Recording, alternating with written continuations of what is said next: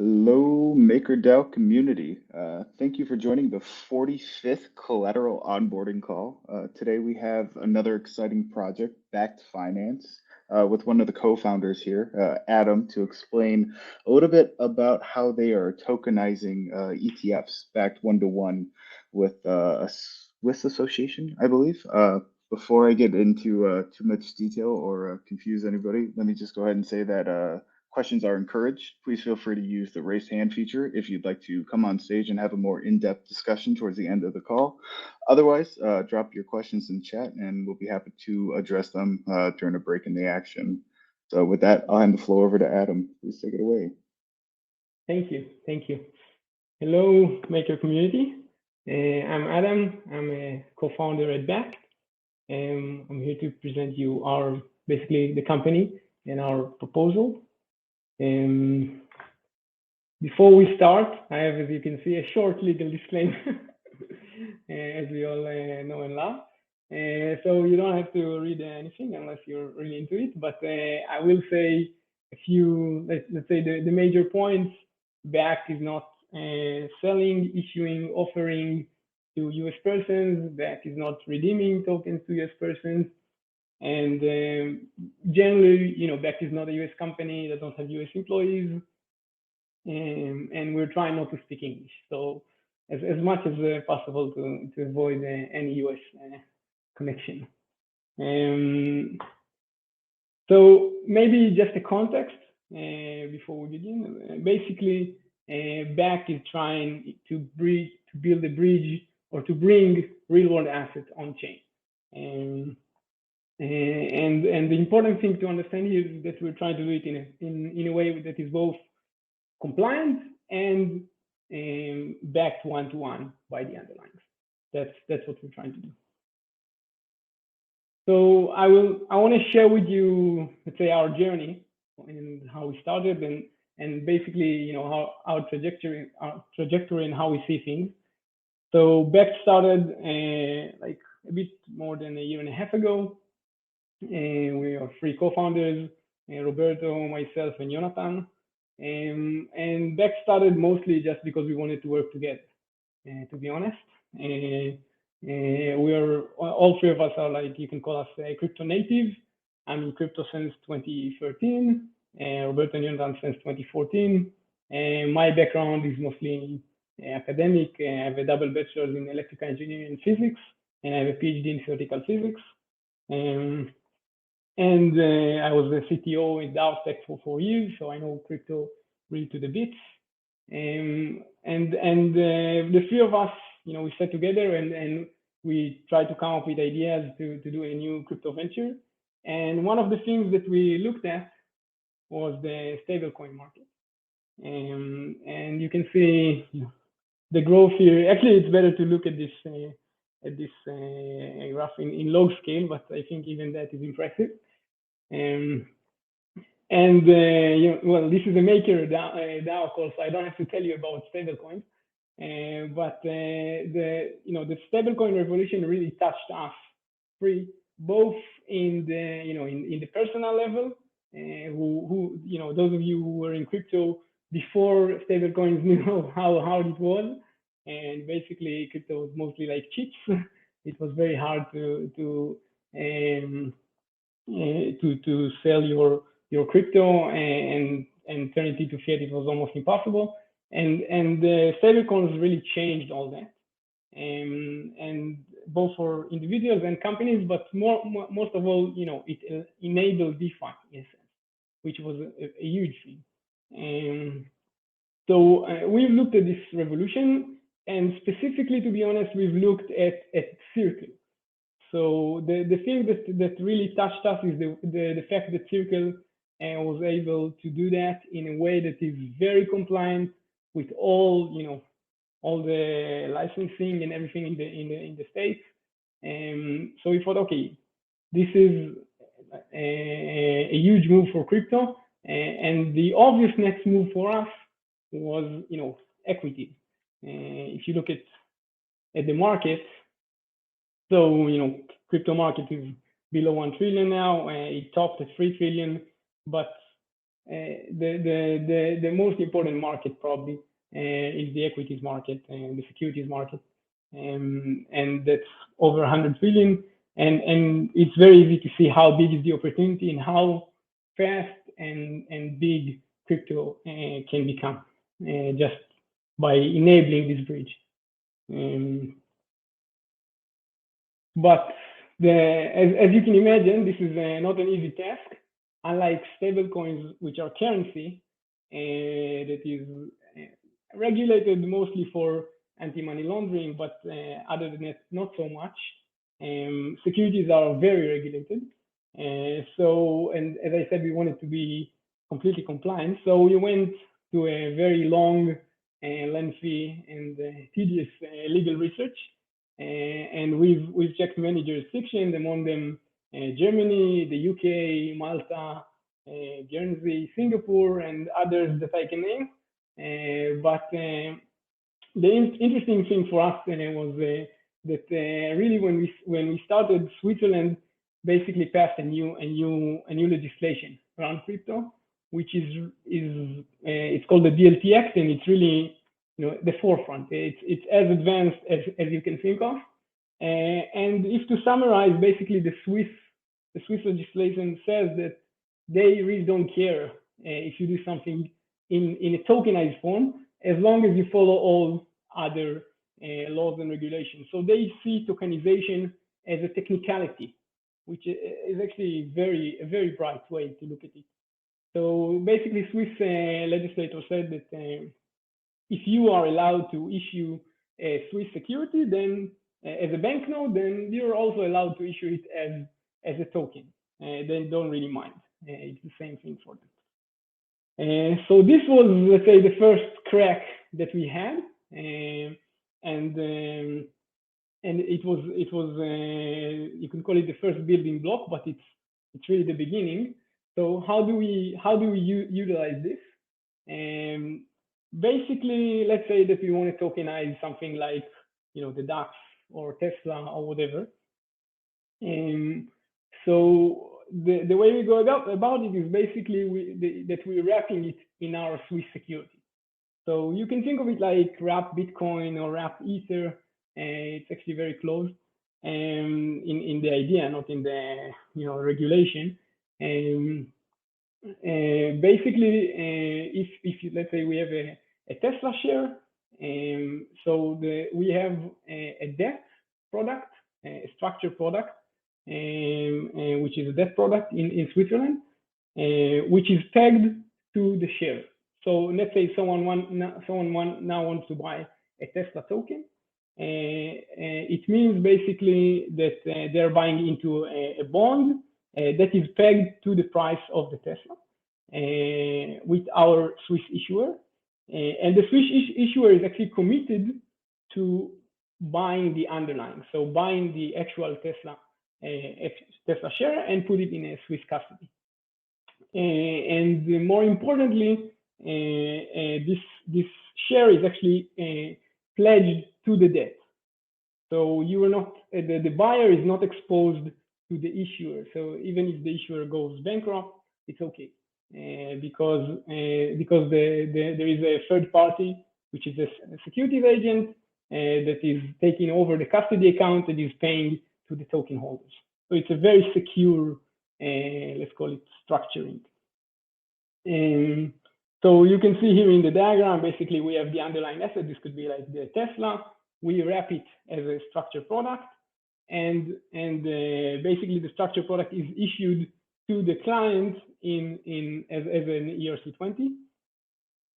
Another important aspect is that this is basically a retail product. So what we've done, much of the work was that we've filed and approved a prospectus with the FMA, namely Liechtenstein, which is under European Union law.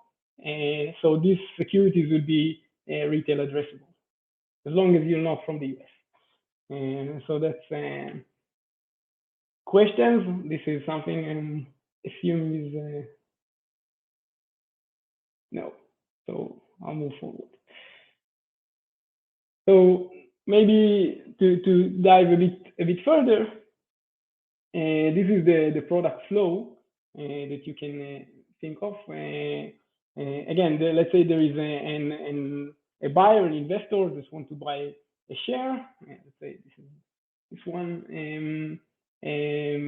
So they have to issue a Tesla token. We go and buy the Tesla share with our broker, put it in custody, and we issue the token to the investor. We are charging fees. Basically, the business model is that we are charging fees on issuance and redemption. That's important. And maybe another thing that is important to understand is that, of course, all our direct customers have to go KYC and AML. That's exactly how Circle is working. And sorry, one. We have someone joining us. So basically the same way that if you have USDC and now you want to redeem them with Circle, you have to go and pass KYC and AML with Circle. We cannot sell directly to retail because we don't have a broker-dealer license. So we can only sell to professional investors, or we can sell to retail clients via a broker-dealer that is like an intermediary. But even if you are a retail client that got these tokens on the secondary market, let's say in a DEX or wherever, then you can always come to us and redeem. So we can redeem to retail clients and get basically the cash equivalent of the underlying. Questions on this? No. Looks like we have one question, which comes from El Pro, who asks, who is the clearing firm? Sorry, who is the clearing firm? So basically, we have the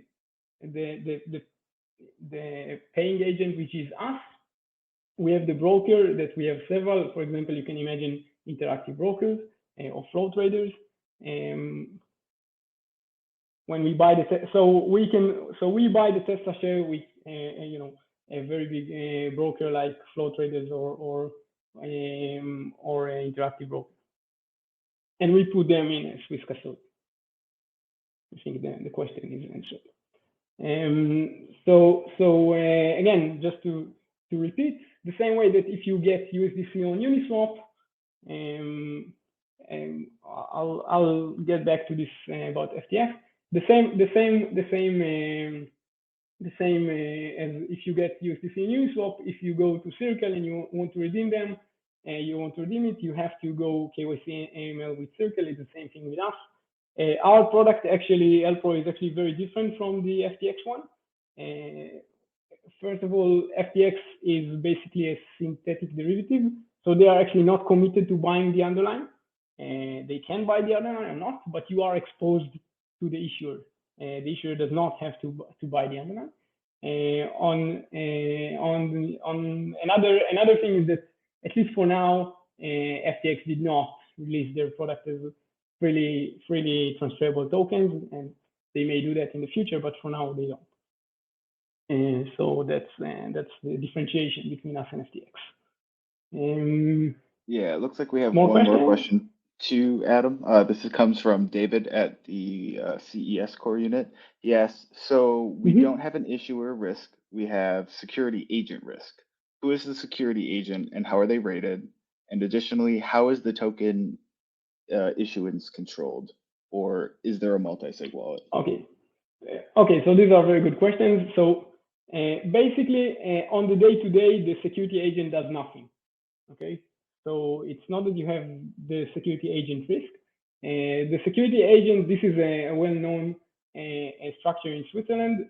Basically, you have the issuer, and the securities agent is a third party that is basically supposed to watch the issuer. And if at any point we do not hold our commitment, so let's say this is that we're issuing more tokens that we have in order to back them, then they are supposed to take over the custody account and basically sell the underlying and distribute the fund to the token holders.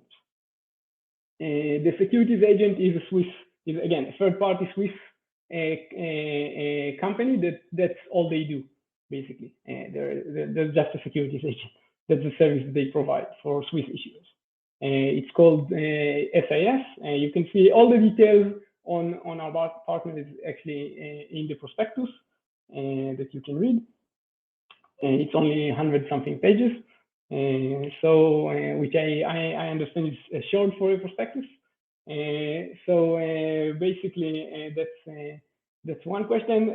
With respect to the issuance, of course, the issuance is controlled by a multi-sig, several parties, delays, and we can talk also about crypto security if you like. Basically, time buffers, etc. More questions before we move forward? I don't see any queued up at the moment. The only question I would ask is the link to the prospectus in your MIP6 application, or will that have to be provided as a comment? No. The prospectus. I'm pretty sure the prospectus is linked in the form. There's a link in the submission, in the forum post to the prospectus. I'll look for that now. Okay. Anyhow, if not, we'll share it. Of course, prospectus by definition is a publicly available resource. Yes.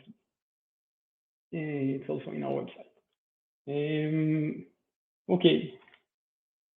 So the nice thing, again, when we started, the important thing about this product is at the end, you're getting an ERC20 token that is freely transferable. You can, just send it to everyone around the world, 24/7. You can trade it with fractions. This is really changing the way securities are being handled today. In the New York Stock Exchange, they close the trading at 4 and they don't even open it on a Sunday. So we think this is really, taking the world a major step forward. Maybe to speak a bit about the use cases that we see for this product. So the first type of market that we think of are crypto native users, that I'm guessing everyone is on this call now.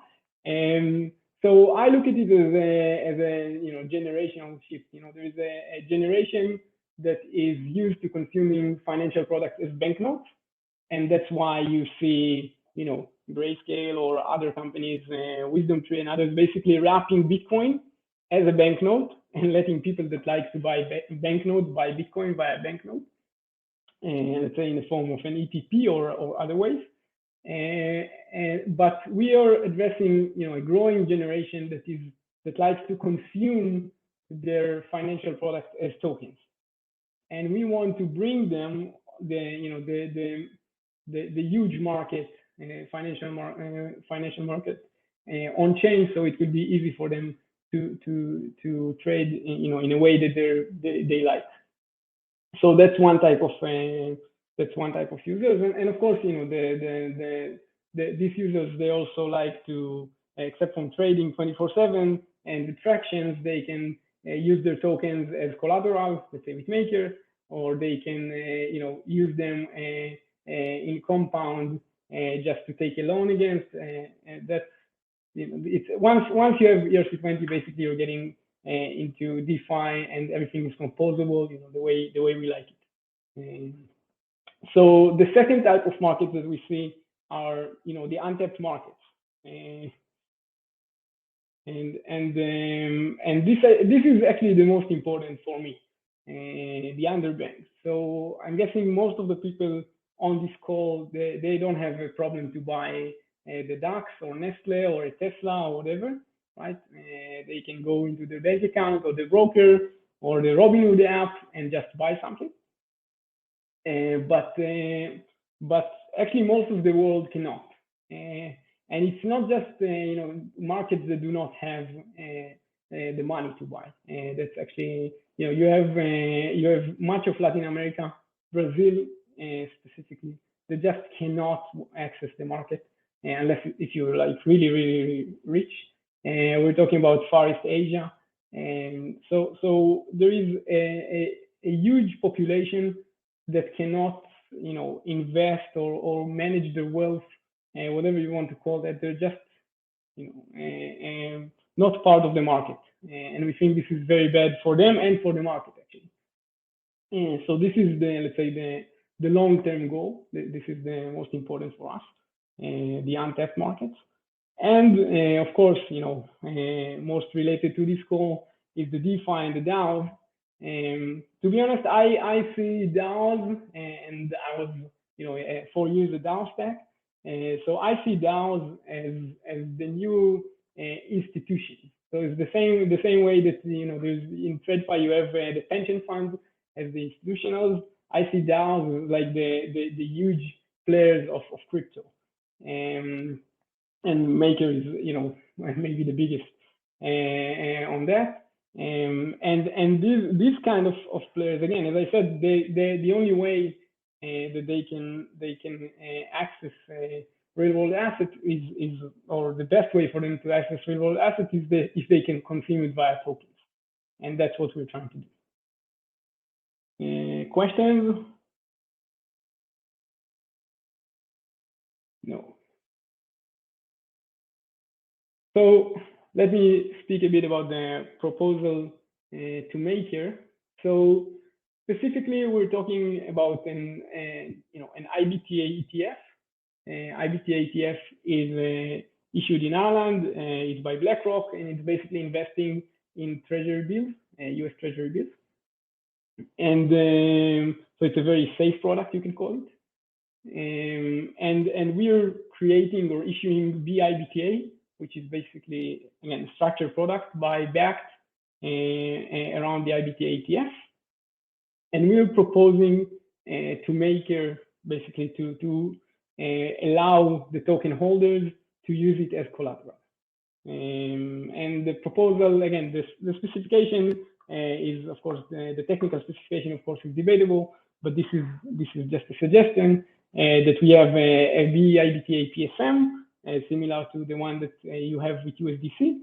Only IBTA, only, of course, because IBTA is not one-to-one with DAI, you will need a Price Oracle, and every token holder will be able to send the IBTA tokens to the PSM and get DAI for it.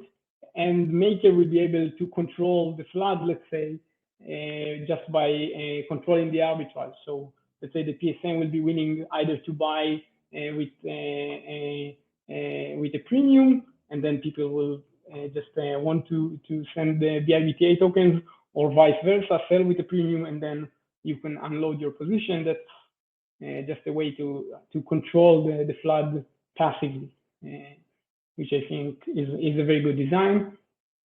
But again, that's mostly up to the Maker community to decide. I will say something about the specific choice of IBTA. This is some requests that we've heard around the Maker community. And there's a question. Wait a second.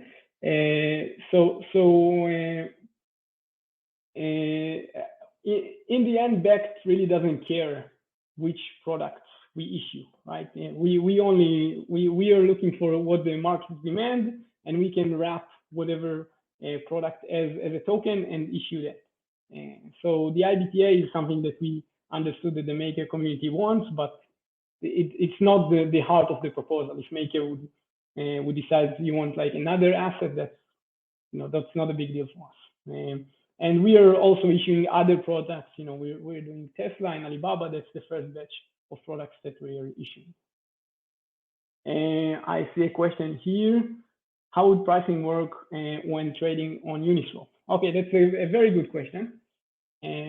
Basically, Uniswap is a secondary market. So we cannot control, and we do not control the secondary market, of course. And the price there could fluctuate, whatever from the primary market. But the way the peg is capped is basically by having the users able to buy and sell also via us. It means that if the price fluctuates, then you get some kind of an arbitrage. So let's say the price of Tesla now is $1,000 in Uniswap, but $700 in the market, so anyone can buy with us and sell on Uniswap, just closing the arbitrage and thus keeping the peg. And I will say though that this is only true when the market is open. We do not issue or redeem when the market is closed. That's very important because we do not take financial position. But actually, if you think of it, this is not a bug, this is a feature. Because then what you're getting is you're actually getting a price discovery for Tesla or for something else on a Sunday, which is what we want. Okay, so let's say that now a Tesla, Tesla factory got burned on a Sunday. In the New York Stock Exchange, the price of Tesla doesn't change, but you will see on the secondary market, it could be on Kraken, on Binance, on Uniswap, wherever, you will see a change in the price of our tokens, which is good. Was this clear on the secondary market peg and pricing? Renuka? Yeah, and it looks like we have a follow-up question to that that's a little related with the KYC angle. El Pro asks again, what is the total expense ratio on this IBTA? And can you please provide more details on how the KYC AML process is enforced? Is it someone like Fireblocks? Okay, so so I see Seb here is much faster than I am. So IBTA, again, because it's a very simple product and it buys into treasury, so it's very low. The expense ratio is 0.07%, as Seb just answered in the chat. Provide more details about KYC AML process. So basically, it's the same KYC AML that you go with any financial institution that you want to work with. If you open a bank account, or if you want to sign up with a broker or an exchange, a crypto exchange, which is not the unregulated one, but the regulated one. So it's very similar. That's the process. But again, we assume that the same with Circle and USDC, most customers will actually not buy or redeem directly with us, but rather you will get, let's say, 5, 10 very professional players that will just keep the peg and close the arbitrage, and most players will just play in the secondary market. That's how we assume that this will take place. Okay, there was a question about Fireblocks that I did not understand. Right? Can you pop the last question?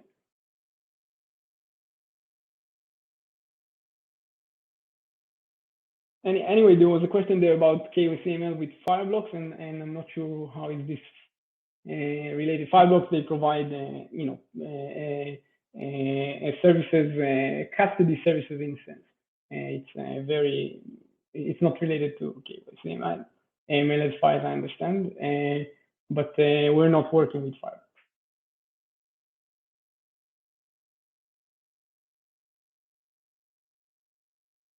Next question. There was another. Yeah, it looks like we'll kick it over to David's question here for the moment. What is the total market for the IBTA proposed for Maker? And will Maker be the only investor in this product, or will it be available to other investors as well? Okay, so I'm not sure if David meant the IBTA or the BIBTA. Namely our product. So IBTA itself is I think around 5 billion, the market cap there, which is pretty large but not huge. But it doesn't really matter because you have to think about the underlying of the IBTA, which is US Treasuries, which is a huge market. So basically, you get almost infinite liquidity here. That's the important thing here. Our product is not launched yet, so you could say that the BIBTA market cap is 0. Will Maker be the only investor? Then no, of course not. I got the David clarified from David. So so BIBTA is not launched yet, so the market cap is 0. But Maker, we hope will not be the only project or a person that is investing, we will offer this to all our customers, and we are already getting, actually much thanks to the maker proposal, but we're already getting many other projects that would like to hop on the same product. So the answer is no, you will not be the only ones.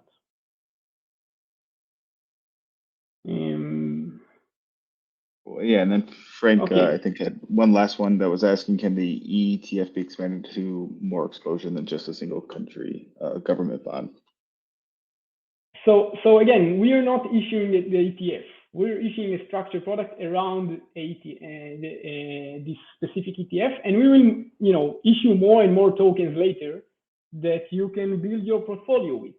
So the same way that we doing this ETF basically to allow people to get exposed to this product that is following US Treasury. Then we will do another. We already got a request for a European Treasury bill, and of course, if you want to buy the SPY, for example, the S&P. So we will have many products, many tokens, and you will be able to just build your own portfolio. I'm guessing you'll have things like set protocols that are building ETFs on chain with our tokens. Again, the idea is that we're trying to create financial primitives in the form of tokens. That's the way you should look at it. And we will not basically try and do compositions for specifically for making. But once we have all the tokens out, then you can create whatever composition you like. Is this clear, Elpro? As Elpro's following up in the chat, I just would like to cut in line with a quick question and ask, are you working with any other projects, or do you have any other projects on the roadmap to work with in a similar partnership with Maker, or is it solely focused on the Maker ecosystem right now? No, it's not so. As I said, it's the same. You could. I think whatever question you address to us, I think you should just the easy answer is just think about Circle. So Circle did not create USDC just for Maker. Maker is in a sense is a big part of I think you're holding 4.5 billion position or something like that, and the whole market is like 50. So that's a big chunk, but we are not building for Maker. That's very important. And we do have already several projects that we're working with, but I'm not sure I can name them because I did not ask their permission. So Perfect. No, that's crystal clear now. Moving on, we have a question from Delegate Tim Black, who asked, who maintains the IBTA Price Oracle? Okay, so that's up to Maker. We can help you if you like, but as far as I understood, the Maker community would like to create its own Oracle, so you can create your own. It's actually very easy because IBTA is just traded in the London Stock Exchange and Swiss Stock Exchange. It's very easy.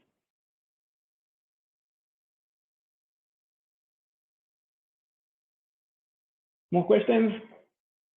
Yeah, we have another one from David here asking, okay, this is closed off to US investors, but are there any restrictions on token transfers? Is there a risk if the tokens are transferred to US investors, as an example? Okay, that's actually an important question. Okay, let me focus on that. So the tokens are freely transferable. You can transfer them to whoever you want. We cannot check, we cannot know.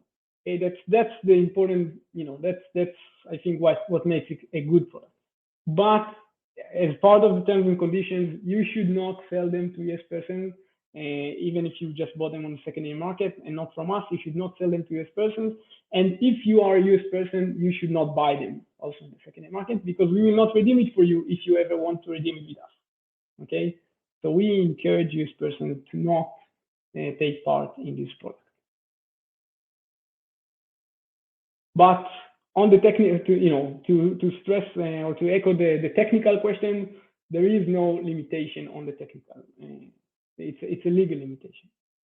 There are actually many limitations with us. Again, if you want to work with us, you have to do KYC, and if you're a US person, you will not be able to pass this KYC. Also, the issuance website or redemption website is just closed to US IPs. We're trying to do the best we can to avoid US persons.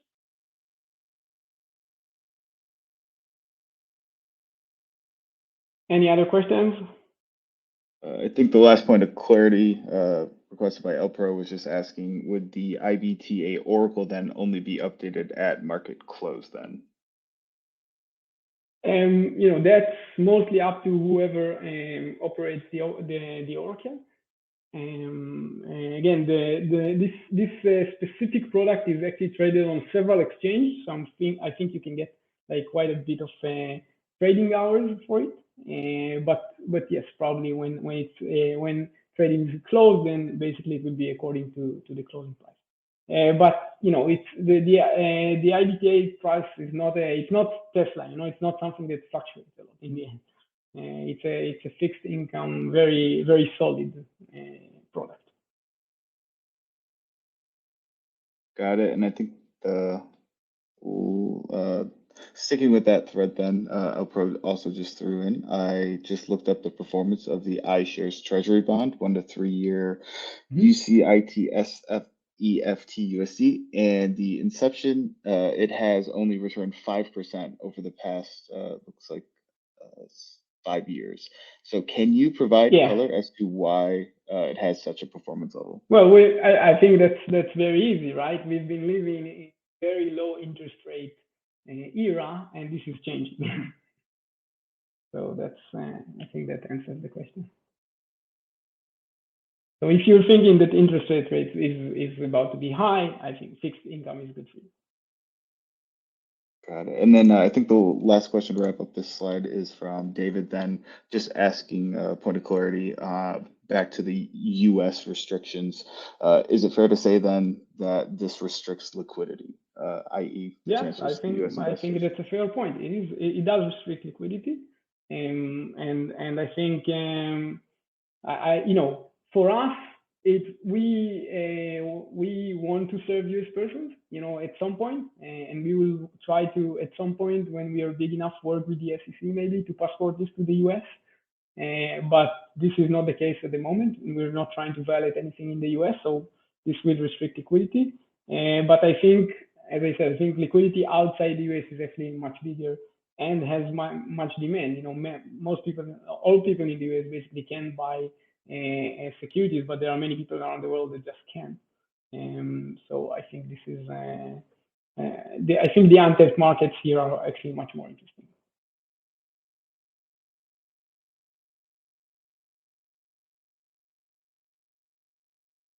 Seems like the chat has simmered down just a little bit. So if you'd like to continue to the next slide, I think that's a good opportunity for it. Okay, so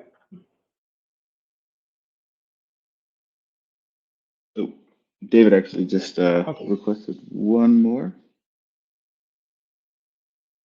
He asks, but if we are holding the token and we are swapping them in the PSM, it will need to be made clear in advance then.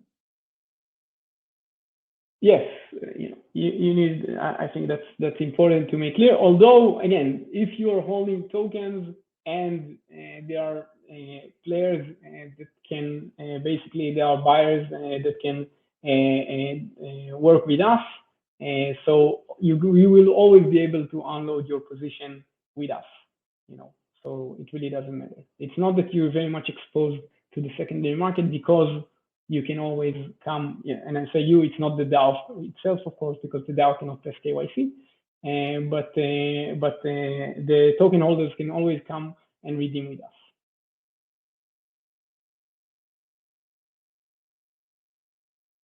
Okay, I think we're pretty much done. This is just a slide of some of our partners. Noseed is actually our first investor, and Exor, and the biggest holding company in Italy, is also an investor of ours. So this is something that we thought you would like. This is just for fun. Okay, thank you all. Any other questions, guys? Yeah, we'll leave this room open just for another minute or two here to make sure that there are no other questions. Appreciate everybody's participation in the lively discussion. As we're waiting for questions, we'll just toss out a couple reminders. The MIP6 is available in the forum along with the prospectus. As well, I believe Greenlight poll goes live next week, if I'm not mistaken. So definitely keep an eye out for that. I think on Monday, but I'm not sure. On Monday, correct. And then it does look like El Pro would like to join us on stage, so I've just invited him up. Also encourage anybody else who would like to raise their hand. Please feel free to join the conversation. Hey man, thank you. Can you hear me? Yes, quite well. Oh, okay. Nice to meet you. Yeah, sorry, I can't type that fast. So that performance of this ETF in the last couple of months, obviously interest rates are going up, right? So there's some exposure to interest rate risk. So a $10,000 investment would have been $10,500, and around the pandemic, obviously, as you said, interest rates were meager at that time, right? So why is it now worth less? Your $10,500 from 2020 is now worth $10,000. Looks like $10,400. Is that because the when deals go up, bond prices go down? Yes, that's correct. Okay, got it. So you want basically you want to buy in after the interest rate went up, and then you're getting the fixed income. But if the rates went up after you bought in, then the price of the product is going down. But as I said before, it's mostly up to the maker community to decide which products you like. This is something that we understood maker is very interested with, but we're not issuing we're not BlackRock issuing IBTA. In the end, if maker will decide that you want something else, that's okay. Okay, got it. And I guess when it comes to back, since I gather you're based in Switzerland, right? Am I correct? Yes, correct. Is there anything that protects any DAO from having their assets frozen, or in case of default, like some of the companies today are going, like Three Arrows Capital? Is there any protections there for where the assets can't be frozen, such as ETFs, because it is going through a Swiss company, or no? So again, we've chosen Switzerland because it's very, very advanced with respect to crypto in general, and it's very safe. So it's considered a jurisdiction that really wants business and trying to keep clarity and also not to change regulation every 2 days, and allow people to work. With respect to your question, I think that there is no way here that Swiss jurisdiction will try to confiscate things that belong to the DAO in a sense. That sounds very, very odd to me. Although I cannot tell what Swiss jurisdiction will do, but it sounds very strange. On the other hand, again, we're trying to work according to the regulation as much as we can, but we cannot control regulation. So in the end, if you want real world assets, in the end, there is real world regulations and politics and other stuff that you have to work with. But we can ask the same thing about Circle and USDC, right? I think that's a risk that you always have to take when you're dealing with real world assets. Yeah, for sure. And I think I might have missed this as my last question. So have you guys already released other ERC20 tokens? And are you able to post that on the MIP6 application? I was looking through it, but I found the contract, but not any other. Okay, so the answer is no. We have like the first batch approving with the Liechtenstein regulator, which is, as I said, Tesla and Alibaba and the IBTA one, and they will be released together. All right, thank you.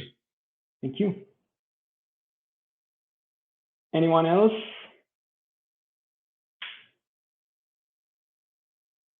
While we're waiting, what's the best way to get a hold of you then, Adam? Forum account? Are you on Discord at all? So Discord, I needed a break from Discord. I'm guessing you can relate. But you can see on the screen, this is my email and this is my Telegram, and I'm available. Perfect. Well, we'll leave it at that if there are no other questions. Thank you, Adam, for coming out today. Everybody, be prepared to see the Greenlight poll posted on Monday, and keep up to date at forum.makerdao.com. Until then, thanks for coming out, and we'll see you next time. Thank you very much, everyone.